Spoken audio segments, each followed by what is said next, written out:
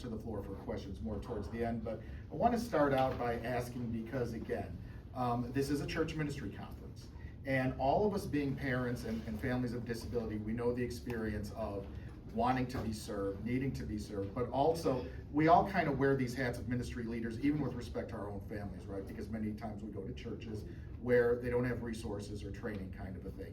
And whether that means that, you know, we kind of create our own thing like some of us have, or even in my case, I also previously worked for Johnny and Friends as well, so having to do that work in terms of just my 9-to-5 job. But I'd like to know from our panelists, tell us about the experience that your family has had with church or the churches that you belong to. Just paint us a little bit of a picture of what it was like for your family to be included, accepted, or maybe not, and maybe some of the experience that might have been positive, negative, or, you know, anything otherwise. Just jump right on in. Yeah, right. Water's fine. Okay, I'll start. Sorry, I'm gonna start with like a Debbie Downer story.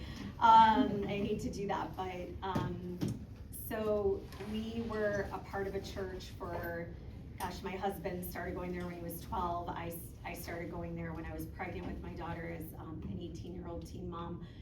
And we were very involved in our church, like lived and breathed our church, but they were 100% absent as our daughter died. She was in the hospital 7 weeks leading up to her death in the midst of COVID, when the only people who could come into the hospital were clergy. The day that she died, our head pastor walked into our hospital room and said, "Who's been walking alongside you through this?" It was the most baffling question, as Lara kind of alluded to today, and I was like, "Oh, this is true." And she was like, "Yeah, let's not have our families need counseling because of church." Like, I literally have needed counseling for what we walked through with our church. It took us about a year to go to the elders and address it with our church, how hurt we were. But in the year after we lost our daughter, which, as you can imagine, biggest loss you can experience, I think we went to church 3 times. So we basically lost a community that had been our support. And then it just got like, I hate to say irreparable, but we just felt like there were just care issues systemically in the church that we felt like we needed to leave. And then the first church we visited, you can't make this stuff up, right? First church we visited literally escorted us out halfway through the service because of our son making noise in the church. And so we drove home that day, my husband and I, from that church, and you know, I was just sobbing. I was so mad, and but I just said to my husband, I said, if this was a disability family trying church for the first time, if I didn't love the church, if I didn't love Jesus, I would never step foot in a church again. And so part of our ministry we're doing is in Cleveland, in addition to the adult disability ministry, is we started a church network to bring church leaders together every like 2 to 3 months. We do free luncheons for pastors, church leaders, to provide them with disability education, just to try to help them to know what the heck to do with a family like mine if we walk through the doors. Because really, like, I think my takeaway from that experience was that could have been handled 100 different ways that wouldn't have been as painful and traumatic. And yeah. How did, when you went through that experience, being escorted out, just all those hardships, all the hurt, I think a lot of people can speak to church hurt, right? How did that affect your relationship with Jesus? Like, did you view Jesus differently, or did you feel like, no, this is still solid, but this church isn't solid? Like, how did that affect you and your family? Yeah, I think the fact that I worked in disability ministry for so many years, like, everything in me knew. And even in that moment, the elder at the church escorted us out. I was just like, this is not what Jesus would do. I'm crying and I'm angry and I'm like, this is not okay. Were there any tables you could flip? But I feel like that was an anchor I had, just theologically, that I was just like, this is not who Jesus is. Yeah. This is not what the church is called to be. And I knew that with all my heart. And again, I think my compassion goes to the families that don't know that.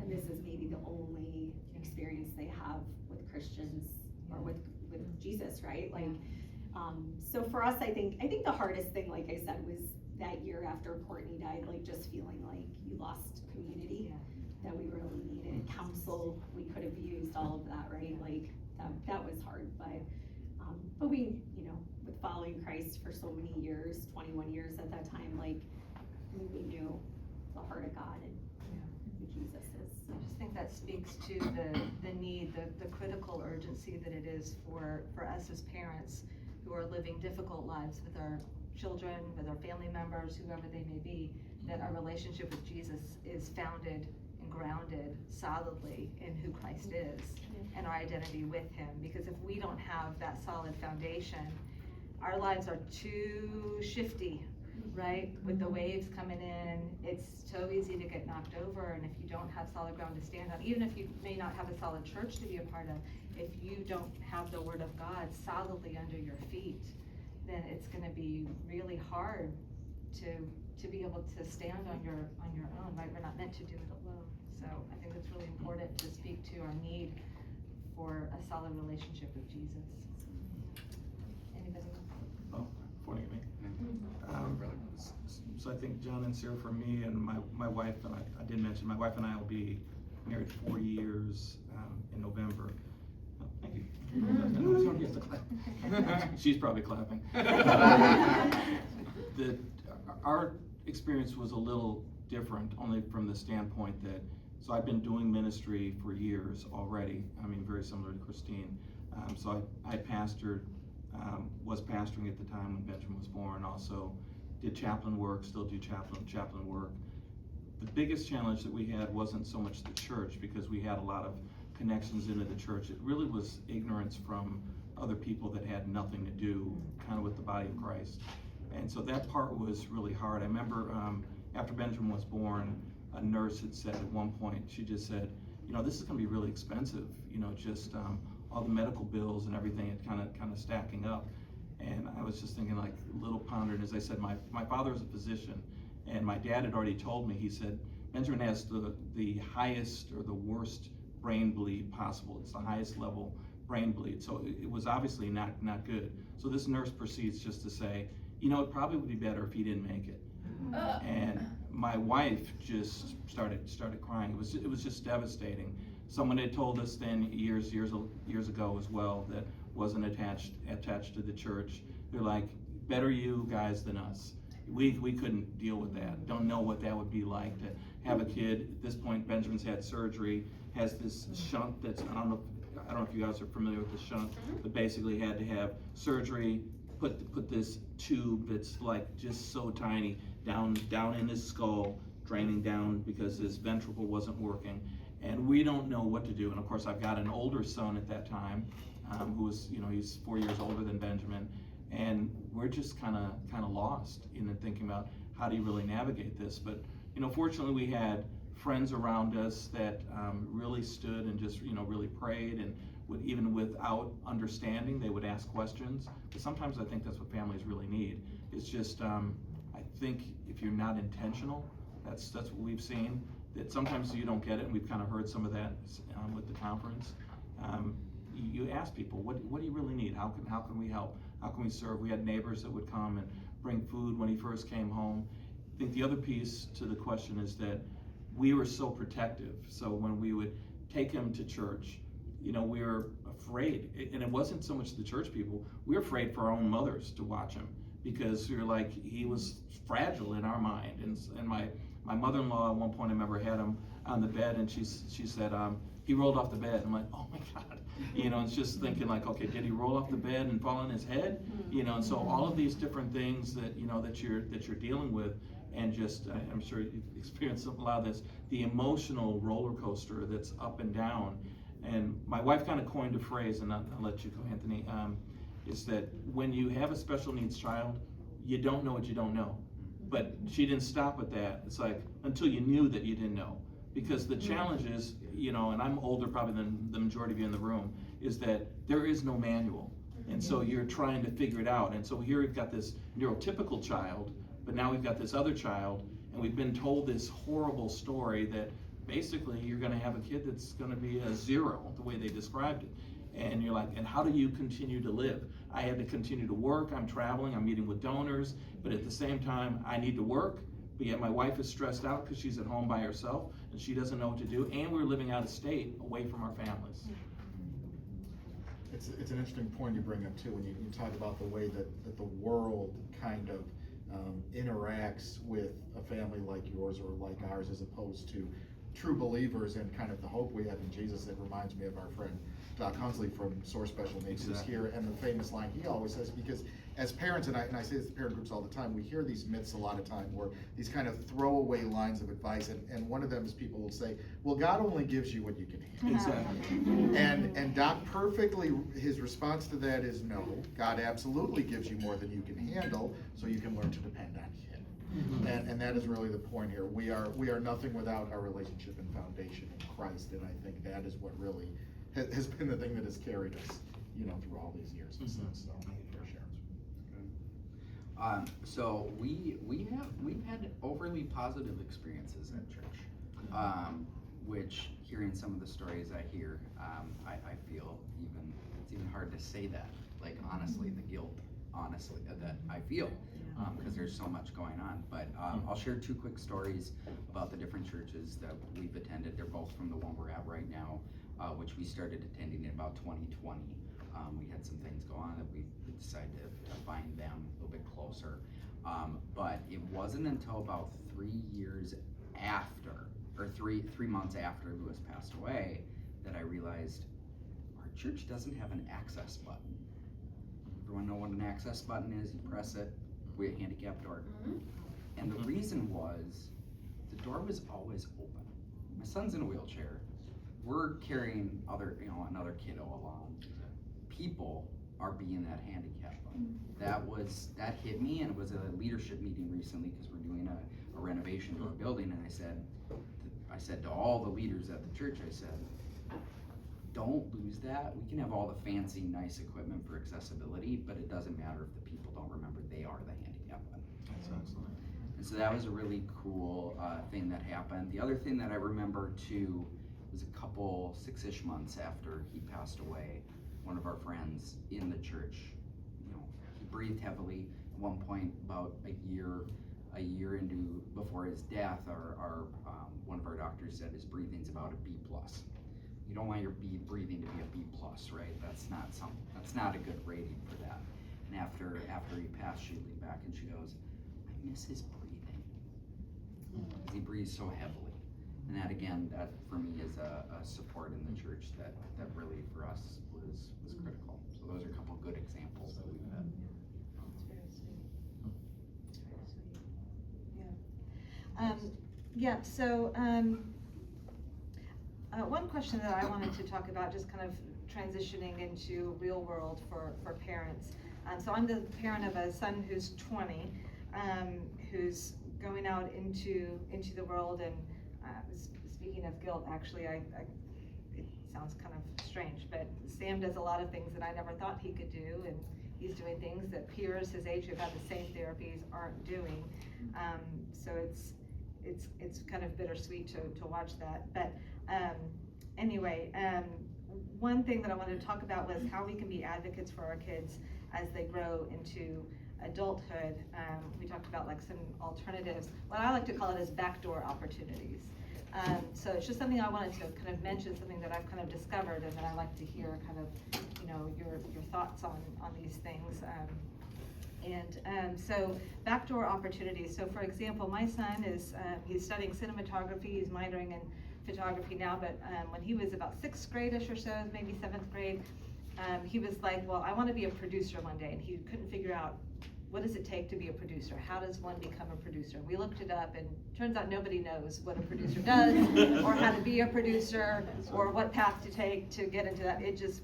Because people who are actors are also producers, it's crazy. So I said, well, the one thing that you would have to learn is photography. If you want to do movies, then you would need to know the rules of photography, right? So you need to get into that first. So he had a phone, so I just encouraged him to take pictures on his phone. Eventually we bought him a camera off eBay for $100 or something, and just let him mess around. And then when he was in high school, and the reason I bring this up is because general traditional methods don't often work for our kids.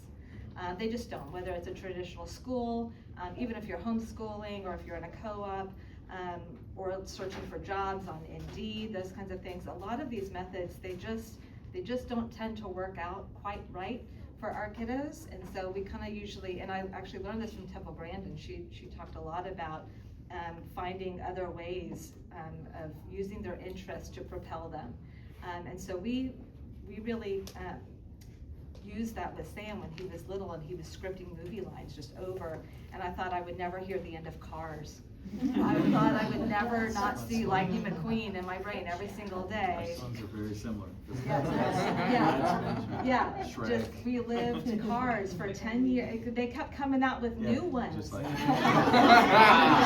And then they they probably came do out, when they're coming out. yeah, and then they came out with planes. It was like madness. And they all talk. They all talk. But he would script these movie lines, and he can write out entire movie scripts verbatim, character line, and you could follow the same word kid. for word. Yeah. And so that was something he did when he was little, and I just remember praying, like, God, maybe you'll redeem this. Will you please redeem this to something good one day? Maybe he'll go into movies. And so I would encourage you, whatever your child's interested, our kids all have some sort of special interest. It doesn't matter how weird it is. Lori Seeley talks about her son having a really big interest in gas masks. And that interest in gas masks caused him to have an interest in World War I, and now he's going to be a museum, like working in museums. That's great. And so like there are methods to the madness, you just kind of have to find it out. So even if it doesn't seem as straightforward as movies and photography, whatever the special interest is, what are some ways, and you have to be creative, maybe think outside the box a little bit, what are some ways that you can help them kind of create a path, even from young childhood, because children, as we know, generally grow up, and they're going to become adults, Lord willing, and go out into the world.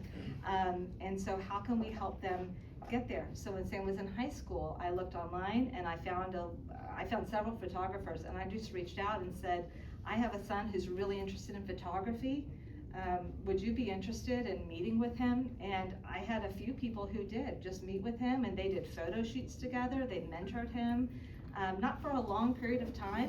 Not one person charged a dime to do it. And now I've worked, he's trying to find a job back home in southern Indiana, actually. He's in Chicago, but we're in Indiana. Okay. And I talked with our councilman about what are he can't find a job. No one will hire him. He's applied 1,000 places. No one responds. He needs a job. He desperately wants to have a job. He would love to have something that he likes to do. So I said, this is who he is. He is autistic, but he's a great kid. He loves doing photography. Are there any needs? And he put me in contact with multiple people in the city, the Public Arts Commissioner, among others, who are actually getting together and talking about him and creating a job for him to have for the summer. So there are ways, and people have come to me like, how are you doing this? I'm like, you just have to be creative, and what are the paths, and can you find, are there people in your community, are there people in your family, are there people in your church who do the things that your kid maybe would like to do or is interested in? Will they spend time with them? Will they mentor them? So to our panelists, sounds like you've got something there. So any thoughts or ideas as far as how to kind of navigate the path from childhood, that middle awkward age, into, okay, we're approaching adulthood now, what do we do? Any ideas? You're Downside of being in the middle. I want to hear about Shepherd's College. That's what I want to hear about. But you can talk about other stuff too. But- Okay. Yeah. Okay, so your question, you more like navigating kind of future? Yes. Right, yeah. Still too Opportunities many. for adults. Opportunities for adults. I think, so again, I think back when Benjamin was born in 1996, so, there just wasn't as many opportunities. So one of the disparaging things was someone just saying, here he's not even a month old, and they're like, oh, you should put him in Special Olympics. I'm like, really? That sounds great. great. You know, it's just like, we're not even sure if he's gonna walk, you know, so that's where it's going. Some of you won't forget that I said that. You know, so I think the challenge, well, the blessing and the benefit now is because there's so many, this is one of the benefits even of a conference like this. There's so many resources. I mean, and every year I've come, I mean, Christine and I've talked, I mean, Anthony and I are just meeting. I've known John for years. I've known of Sarah. I mean, you start meeting all of these different people, and it's what's so cool, which I'll get back to the Benjamin part, is that there's resources that are kind of like, it's like trying to mine gold. You don't know that it's there. And it's not that people are here trying to necessarily promote their brands, but how do we serve and help really one another? And it's being intentional. I think what I've learned, like with Benjamin, is if I wasn't a part of something like this, it's kind of what John was talking about. I don't know if I ever would have known of an Elam Christian Services where Benjamin went to school. And then because Benjamin goes to Elam, just a random resource individual one day just says to my wife, she just said, you know, Benjamin had gone, he was about to graduate, and then she just said, what's your plan afterwards?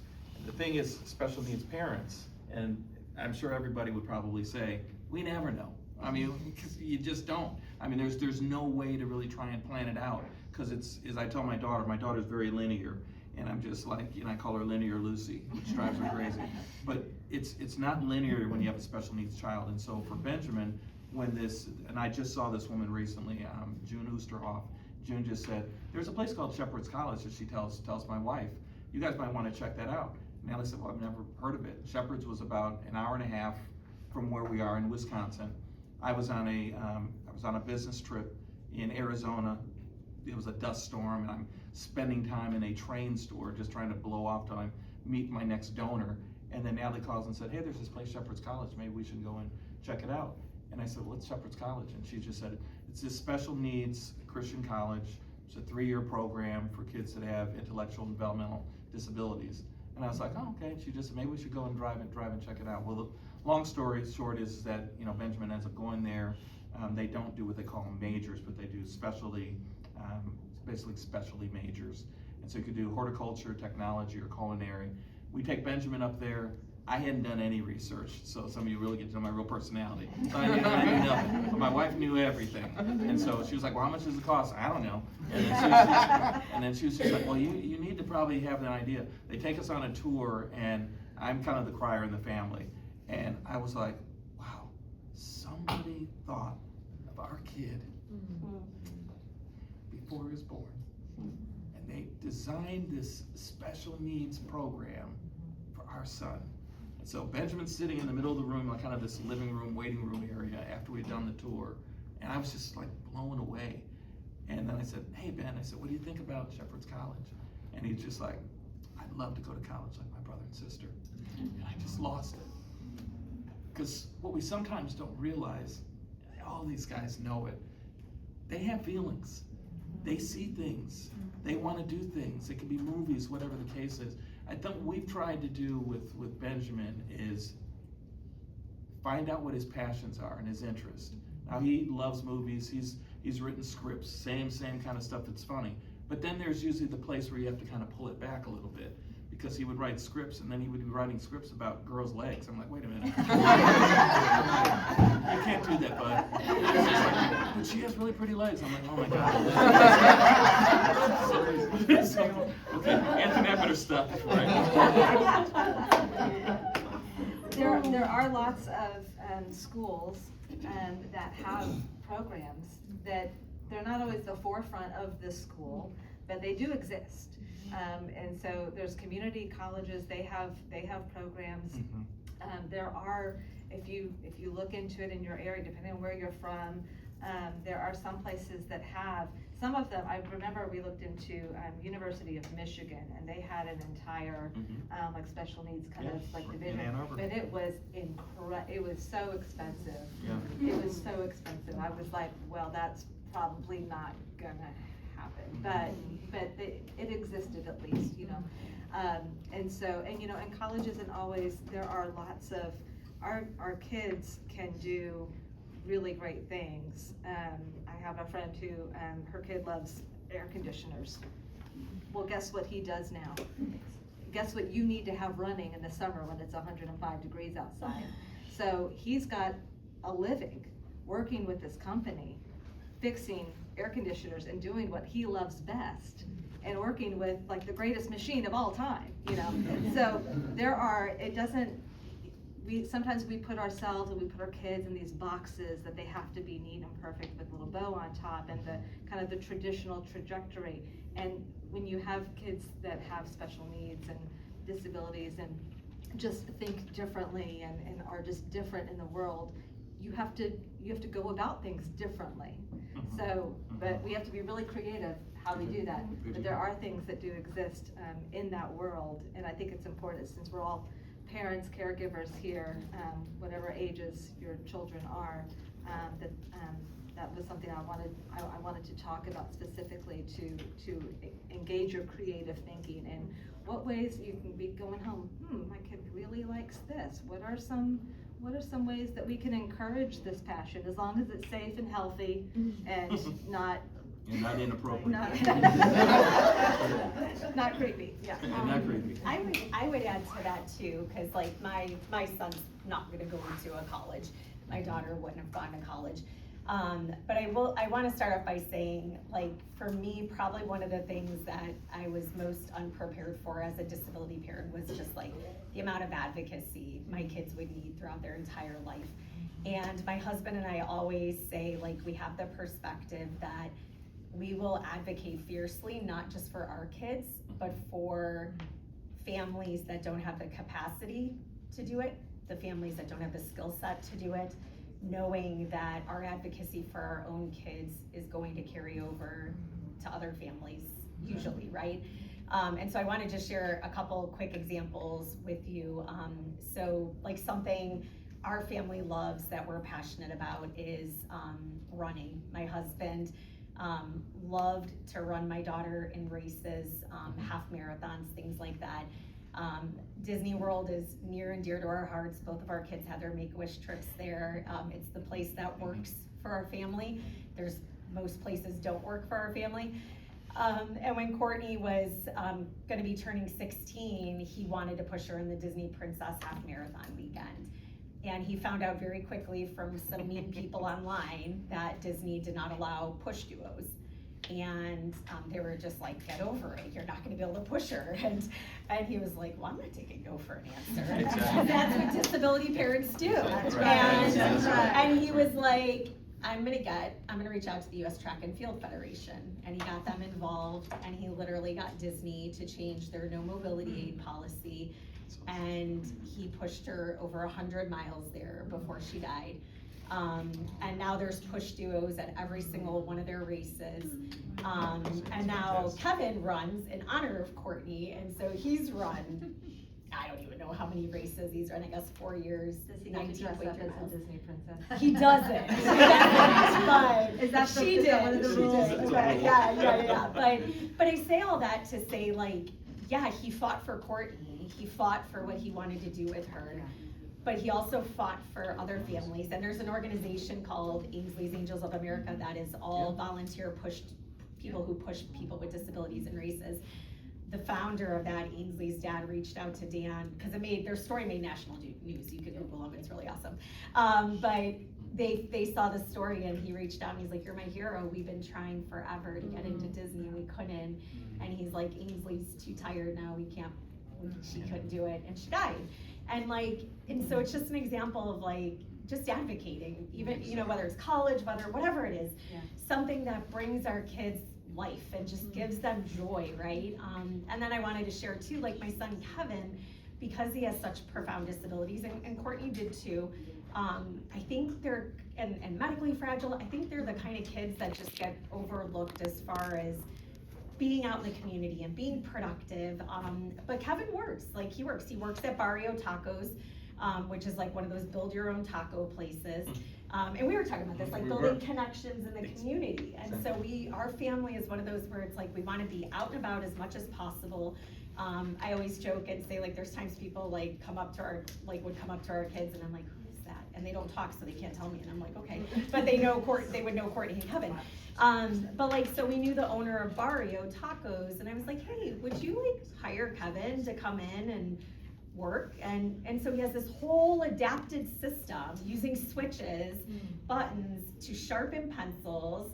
I mean, literally, it's the button to make the pencil sharpener go, and then the nurse puts his pencil into a container, and then he hits a button for the pencils to get dropped into a bucket.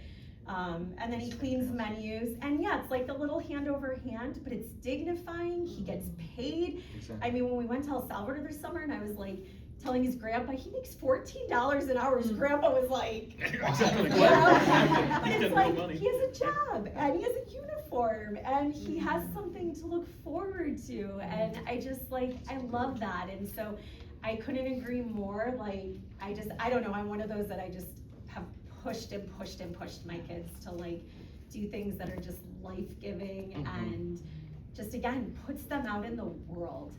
So, you know, so that like these types of things become normal, and just, I love what you said about dignifying. yes. Exactly. Because, I mean, think about how you feel when you are doing something that you're passionate about. You feel like it gives your life value and Yeah, purpose. pride And it's the and same thing for all them. those things. When they are doing something that they love, that they're passionate about, it gives them Yes. dignity, and it gives them added value to their own lives. And so however we can encourage that, Yep. we want to do that more. Yeah. So I'm gonna actually build on this question that was just asked and transition to our next one, and then we'll open it up for questions. So thinking about opportunities, right? These opportunities and ways that we can be engaging families like ours. You know, I think about my son, for example. My son has severe level 3 autism, is nonverbal. He has never been able to do anything independently, and he probably never will. Talking about like employment opportunities, for example, and I spent a short time as a job coach. I know, you know, even with support, he'll probably never be able to hold anything. That's fine. I'm surrendered to the fact that he's not gonna, you know, live independently, drive a car, get married, have kids, all of those life milestones. But here's the thing that keeps me up at night. My son is an only child, okay? Faith, my current wife, is actually stepmom. His bio mom is actually an only child. He's an only child. So we're all like a family of onlys. At some point in his life, unless the Lord blesses us with other children, everybody that has been taking care of him will be gone. He just won't have those folks around anymore. Who is going to be his community? And this is a perfect place where I like to hit on the church needing to be a community, because again, whether it was in my work with Johnny and friends working with churches, or as an independent consultant, and really to speak to what Sean shared earlier, I always tell churches, it's an obligation and an opportunity. It's an obligation not because John is telling you to work with families like ours, or Sarah, or any of these other experts. It's because God said it. What does God say about disability and serving families like ours? But it's also the opportunity. It's the opportunity that happens when we can serve these families, serve them well in ways that it not only blesses them, but blesses others. So when I think about who will be my son's community when everybody he knows is gone, who will be the people that say happy birthday, I love you, Merry Christmas, give him a hug, that can be the church, and that can be our, whether it's our disability ministries or just people in the church that actually care about it. So I just want to ask briefly on community. What has been your experience of community specifically in the church in terms of either through the disability ministry, maybe offering things like parent small groups, Bible studies, ways to connect, or for our kids, right? Whether that is, you know, respite nights or other events in the life of the church, obviously, like, you know, Night to Shine and all the stuff that Young Life does, for example. But what has been your experience of that, either connected to the church with a parachurch ministry, or maybe with just a secular disability organization? What has that been like for you? You get the lead. All Really, right, this is your wheelhouse. I will kick this one off. So, Walk Right In, I say frequently, Lisa's counseling saved my marriage, most likely saved my life. As we were going through different things, it was tough, it was rough, especially when you and your wife are not on the same page about what it's gonna look like for the end. So, not the end, the relocation, let's rephrase that, relocation. And so that community can be there. There's parachurch organizations, you know, as a dad, I'm leading a support group that meets. Those are really helpful to be a part of. I think another example of on the church side of community, you know, because it doesn't it doesn't end with relocation, right? Like I listening to you talk about what you were going through during passing and after passing. My wife and I are here today because our children's minister is with my daughter, staying with my daughter for 3 days. I get it, not every children's pastor can do that, but that's the church, that's the hands and feet, is being there and being available, whatever it looks like. Yes, it's in while we're going through our lives in disability. Our children's minister is there even after Lewis is relocated to heaven. So that's a couple community areas we've got. You should tell them about Special Fathers Network. Oh, yeah. Well, you know, I had a question just for the dads, but I think we're running short on time. But Brian and I actually met through a great organization called Special Fathers Network based in Chicago. It's a national organization just for special needs dads. So if you go to my table, I actually have some stuff to pass out on them. But that's one great example about an organization that is technically not Christian, but we have a lot of Christian brothers in it and sisters. And you know, it's one example of guys being able to connect. So whether it's stuff like Special Fathers Network, Rising Above Ministries, who's not here this week, but they do a lot in terms of mom and dad support groups that are virtual. So some of these things are in person, some virtual. I believe Walk Right In has stuff as well. So, you know, so there are ways you can connect. So just to emphasize, even if you are like, look, I got nobody, I would love to have somebody, but you know, my church doesn't really support this, or I'm not finding anything locally. There are a lot of virtual ways that you can get connected. I think one great thing coming out of COVID was we all learned how to do that. You know, of course, we don't want to not value the in-person, because I think we need to be doing that, but I think the virtual can be a great support if we don't have another opportunity for that. I know for like our family, like even like when Dan and I did our wills and all that, like we basic, I mean, I hate to say it, but like, I don't know if you, like on my Instagram feed, I feel like I always get like these special needs, disability parent stuff. And like the one I always see is like, I wanna die, like, I wanna live like 5 seconds longer than my special needs child. Because the truth is, so many special needs families don't have a plan once, you know, they're gone, right? And especially like a kid like ours who would most likely be institutionalized. You know, the best thing we could come up with was a team of 3 people who we love and trust and know would use love, care, discernment to make decisions for Kevin in our absence. One thing though that was super compelling to me was Ryan Wolf was on my podcast, and he shared about his time at First Christian, being the disability pastor, and how people in their church became voluntary guardians of people with disabilities. And like, when he said that, I mean, I lost it, because I was just like, who the heck does that? Like, who does that? But I was just like, that is the most beautiful thing I think I've ever heard.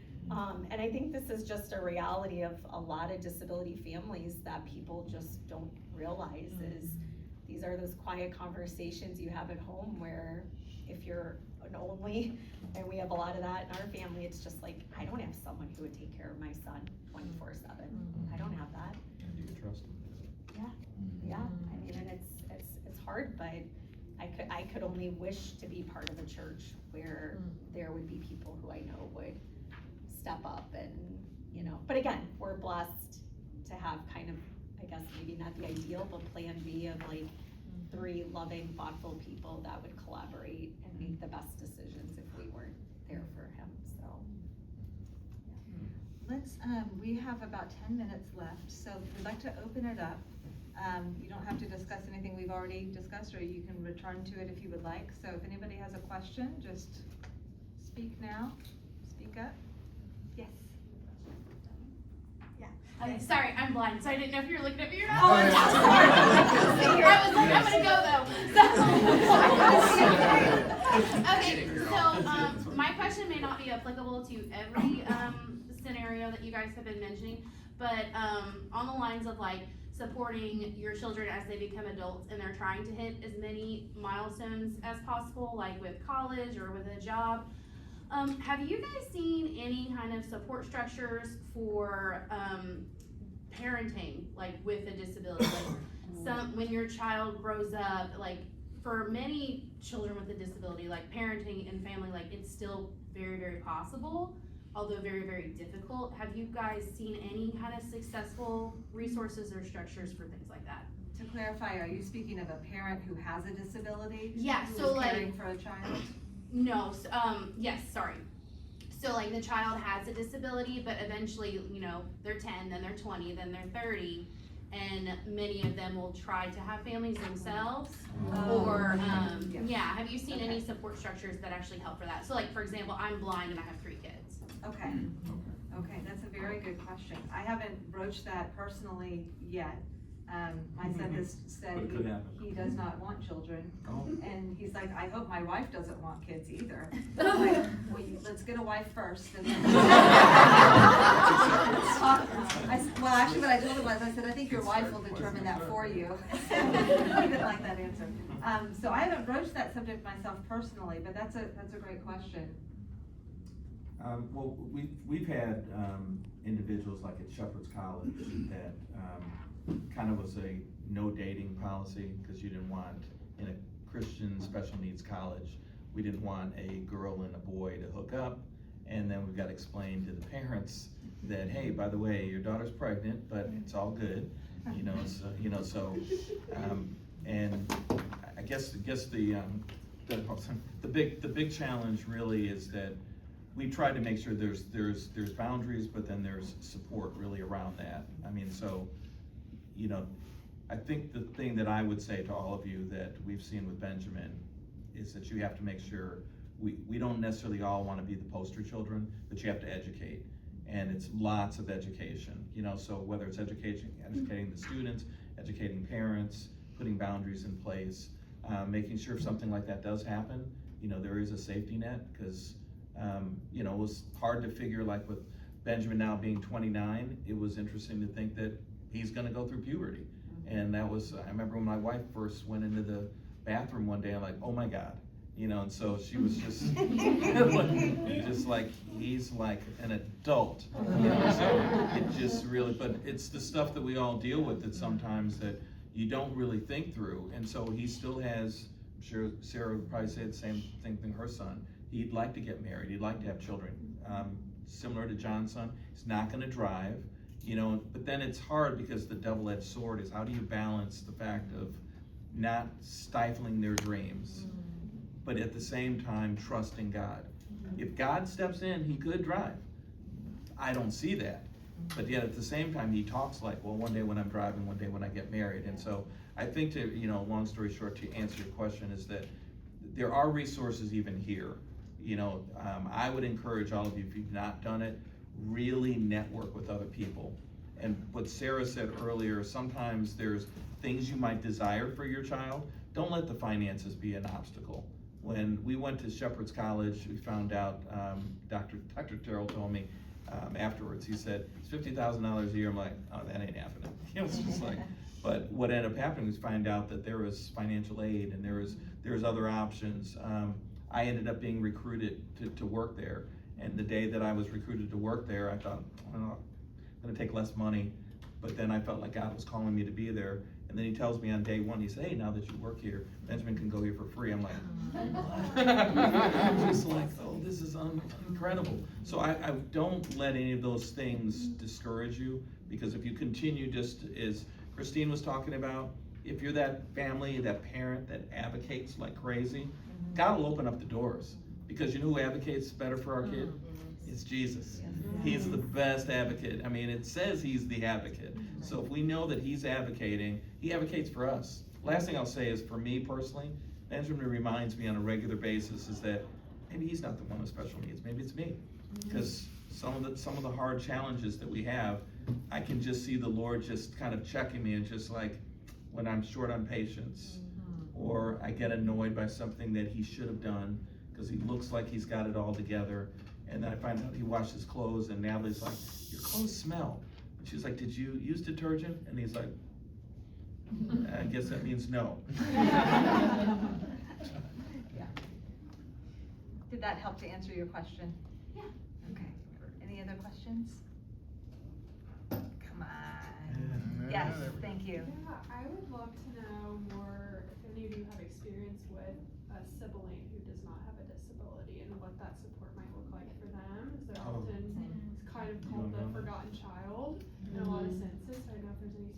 resources or experiences that you had to really support and encourage their faith and also just their life in general. So you're saying if you have a child with a disability and then the other sibling, how do you?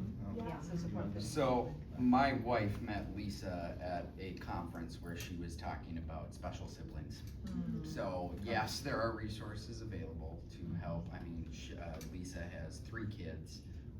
The youngest has the disability Angelman syndrome, and they talk a lot about the different siblings.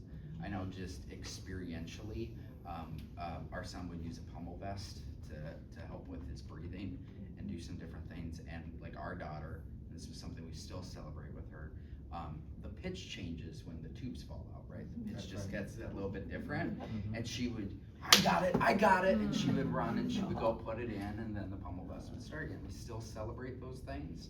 So like, and that's something, you know, we've learned as we've gone, and that's, you know, so yes, I'm openly advocating. I know Lisa does, but Joe, Cindy, there's some great stuff out there. Like, there's places everywhere, and a lot of resources at the table. So yes is the answer to your question. Sandra Peoples Yes. has a, Yes, her great one. sister passed away in the last few years, I believe, and she had Down syndrome. So Sandra herself is the sibling of a special needs sibling, and then she has 2 children, one with autism and one without. And so she discusses a lot of that. I have 3 children, they're 18, 20, and 22. They're all boys, and I'm really quite happy about that. But my middle son, Sam, is the one with autism, and so we've got an upper and a lower.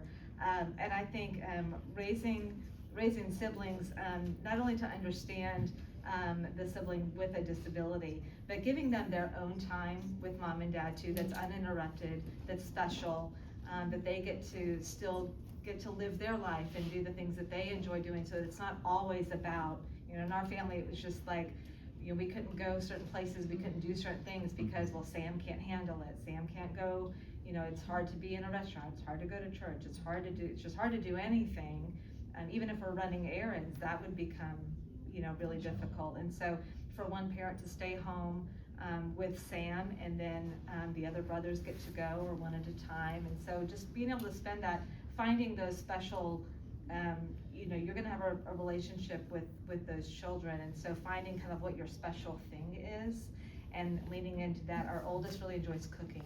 So he would be in the kitchen with I can cook, but I don't recommend, you know. I prefer the baking, but he would be in the kitchen with dad learning, and by that he learned how to cook, and he makes the best guacamole, I'm telling you. Anyway, so he does that, and our youngest son does some other things. So allowing them some special time on their own to pursue their special interests and have just one-on-one time with mom and dad, where we're not focused on the other sibling that often it often rules your home. It did with ours. It's kind of just the way of it sometimes. It's just kind of how it happens. It's a natural thing. If they're having a meltdown, like the whole house is gonna hear it. And so being able to go in and just talk with them one-on-one, and, you know, hey, let's go get some ice cream together or something. Well, you know, so kind of divvying things up a little bit can be helpful. But Sandra Peoples, Walk Right In, can't think of anything off the top of my head right away, but I know that yes, Lisa. Key Ministries blog and their archives, and Sandra's blog. Yes. Some of ours, we're reposting some of the old Key Ministry ones. And this National Sibling Network has mostly for adults, but support groups. Yes, wonderful, thank you. Sarah? Yes. Come over here. Kendall had a question, and I don't know if you could see her. Oh, no, yes, please. Algo did a great job encouraging us all. Lisa has about 200 families at our church, and they want to talk about puberty, but nobody wants to lead the discussion. we approached it gingerly a couple months ago, and they did participate in the discussion, and we split up into girl parents and boy parents, but I cannot find any good resources, and you know, everybody's understanding is like so broad, and are we going for safety, or are we going for education? And so if you guys have any direction to point me. Okay, so the question is about support for puberty. No, we have no idea. There's an online, I don't know about it, resource called Adapted, and they write social stories for your, I mean, they have lots out, one definitely about puberty, we've used it. But they also, if you reach out to them, it's, the creators were OT and PT, so they will customize specifically what you need. My son wouldn't go into a public restroom, and they wrote a social story, or a social story for him. Social stories are wonderful tools. Can anybody speak to her question, actually, about puberty? She said I got nothing. The only thing I could say, just from a personal standpoint, is just that I just have a phenomenal wife, and my wife was just very intentional about that. It's partially because she's an educator, has her doctorate, so she was always trying to really make sure that the kids knew, they understood their brother, kind of to your question earlier, because I think you have to be intentional. She didn't want, her Benjamin's older brother or, my daughter, I mean, they're obviously all my kids, but didn't want anybody to feel like that they were left out, because we've seen, I think all of these guys would probably say the same thing. We've all seen families that one of the children was bitter because you never had time for me. Yeah. You didn't talk to me. I know a personal family, this is another, was also a Benjamin, and the daughter she's messed up. I mean, big time, because she just felt like it was always about Benjamin, and she couldn't really do anything. And so there's a lot of disappointment, anger. She's gone through counseling. So I think, with the puberty part, it's the nice thing is now, different from the 90s, there are resources out there. My wife was like, she would dig through stuff. I mean, she would be scouring the internet. I mean, back then it's like you'd find a Shepherd's College that maybe there's a sign on the road, or looking through, some of you are too young, we had yellow pages. I mean, so you'd go to a library. I mean, you couldn't, now you can ask AI. I mean, in seconds, stuff will come up. I mean, it's amazing. You have to do your own homework and research, but I would just say, as she mentioned, there is stuff out there. And families have to be willing to have those hard conversations. If we're not willing to tell them that, they're gonna make mistakes. And it was hard to have a conversation with Benjamin about sex, or somebody coming into his room, living at Shepherd's College. How do you handle being around girls? All those other kind of things, because he still has hormones. It's just like, but it was awkward. It was completely different than talking to my older son and my daughter. Yeah, and conversations with girls are especially important to give them words to use, give them ways to communicate if they're non-speaking, about their private parts, about their bodies, and if they're being violated at all, give them tools to use, and have parents talk to their children about, what's okay, what's not okay. Always presume competency. Let's start with that. Always presume competency. So starting with that as our basis when we're talking to our children about these very important, crucial things that can alter the entirety of their lives. To give them words to use, to give them ways to communicate, to have a question and an answer, to role play questions using a doll or something along those lines, to be able to have those conversations with the children, because I hate to say this, but it is true that our children are among the most vulnerable population, even in church. God forbid, but even in church. Right. And so when they're in their time at church, they're coming home, to have those conversations and to have conversations with their leaders. I've given her permission to speak about this. I've given him permission to speak about this. We will ask these questions so that they are aware that you're not stupid and you're not naive, because we have to be, as advocates, we are hyper vigilant.